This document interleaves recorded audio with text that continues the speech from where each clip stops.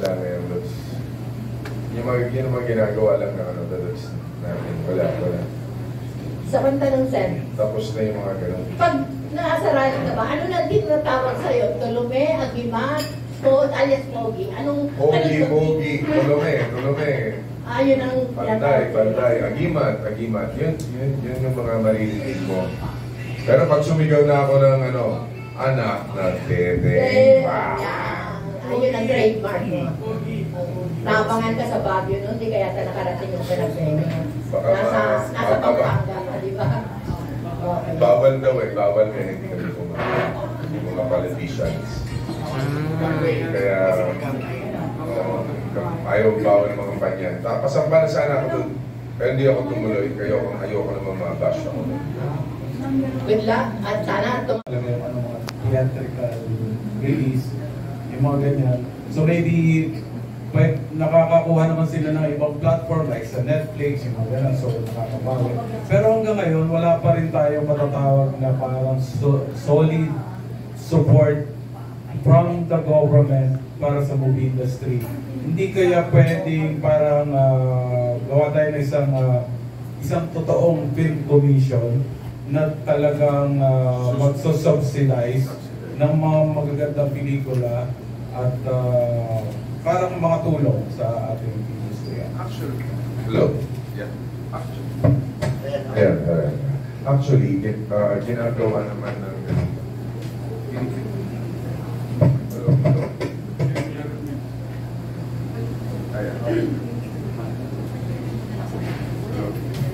Sir, palit po muna. Actually, ginagawa naman ng gobyerno kung paano natin matulungan. Katulad yan, nagpagpasa tayo ng Eddie Garcia Law. Ang tanong lang, nakakatulong ba talaga yung Eddie Garcia Law? Or balita ko may mga hello? Huwag mo nagkalawin ka. May mga nagre-react na producers. Sinasabi na okay. May mga nagre-react na producers at sinasabi mas naapektuhan sila. No? Sa tingin ko, dapat talaga okay at that time siguro dahil minsan talaga nag-i-exceed yung working hours ng mga workers natin sa industriya, sa television, sa pelikula. Minsan 24 hours sila dire-diretso, talagang pahirap sa mga trabador. Pero I think we have to revisit the law again. At tingnan natin na we should have a dialogue again with the producers and the actors. Dahil ang nangyayari, yung mga senior, hindi na talaga, yung iba, hindi na kinukuha ng producer. Yung mga bata, hindi nawawala na rin. Wala na rin nakikita ng mga bata ngayon sa television na nabibigyan. Kung meron man, magsushoot sila for 2 hours and then they pack up. Or 4 hours.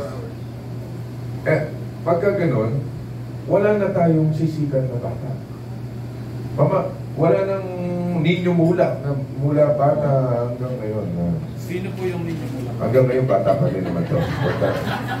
Pero ibig sabihin, yung gano'n, paano tayo makakapag-develop ng batang ninyo mula ulit? Kung gano'n ang working hours, I think we have to revisit again the law.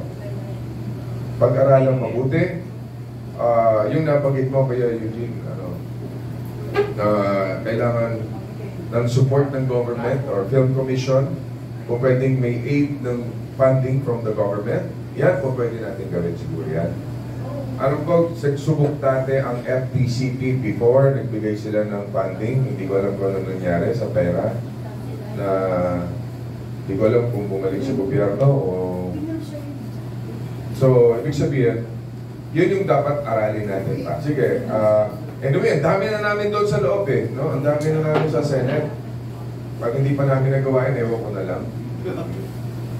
Pero, okay, mag-alala. Yun naman ang purpose natin. Matulungan ang industriya din natin para maibango natin. Although talaga naman, even in the States, dying industry talaga ang movie industry. Lahat nasa Netflix na. Pero kung mabubuhay natin, di ba, well and good. Dahil nung alam ko, nung naalala ko nung panahon ng daddy ko noon, nung nawala yung action, nauso yung gold. So, pero bumalik pa rin yung pelikulang action, tapos yung pasok ang drama. So, nabuhay ulit ang industriya. Baka ganun lang, baka nandun tayo sa time na ganun, baka babalik ulit sa normal. Dahil iba pa rin ang experience sa loob ng sinihan kesa nandun ka sa loob ng bahay. Ang problema lang, sobrang mahal ng bayad sa sine. Ako, nasabi ko na ngayon pa lang, gagawa kami ng batas para ibaba ang bayad sa sine. Okay. Yan po. Dahil nakikita natin na medyo sobra na para manood ang isang tao, kasama yung pamilya, mahirap 1,000 gastos para makapanood ka lang ng dati, bayad ka sa sinihan ay 50 pesos, 100, 200. Yun ngayon, 200, 500 na yata. Magkano? 400. Kaya, kasi sinasabi nila, hindi, kaya naman eh, nakakabayad naman sila eh. Nakaka-afford. Eh, paano naman yung ibang hindi? Di ba? Mayayaman na lang nakaka-experience ng sine, hindi na-experience ng iba. Unless sa tingin nila, meron silang sine pang mayaman at meron silang sine para doon sa mga, di ba? Kung gusto na ganun. Pero hindi naman po pwede yun. Hindi po pwede yun eh. I-aayos natin yan. We will make sure na hindi maabuso masyado. Kawawa naman yung mga tao.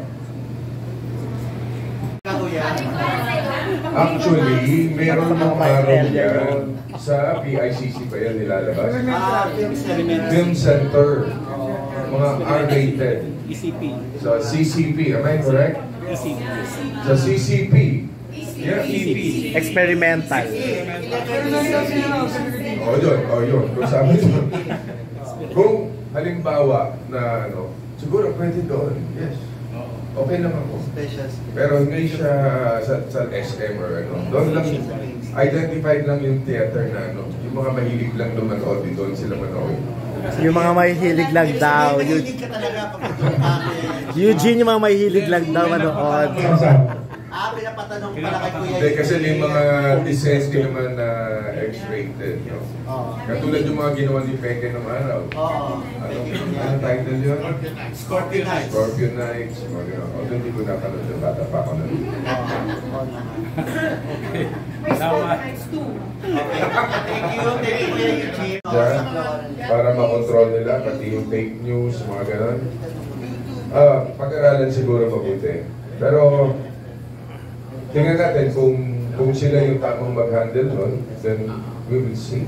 I cannot answer directly kung ano talaga pwede, pero pwedeng pag-aralan muna. Pero pwede talaga. Kasi parang nangyari, nakafocus na ang MTRCV sa television and movies.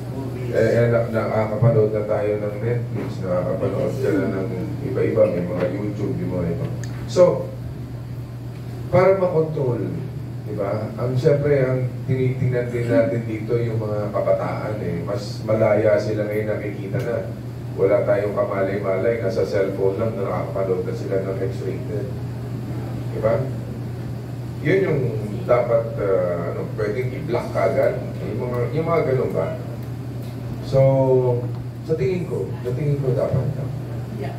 Sen, Kaya Manpower. pinahawak yan sa MMDA kasi ang MMDA meron silang malaking pondo na inaalala dyan. Kasi although pwede sigurong simulan, palalagyan natin ng budget kung sino man yung ma-assign na mag-handle yan. Pwede namin pag-aralan yan. Sige, pag-aaralan din natin kung ilalagay natin sa mga taga-industriya para hindi masyado mag-apit ng politika. unless yung may hindi pa rin PMPPA.x. Pero, meron pa yung... And one more thing, sir.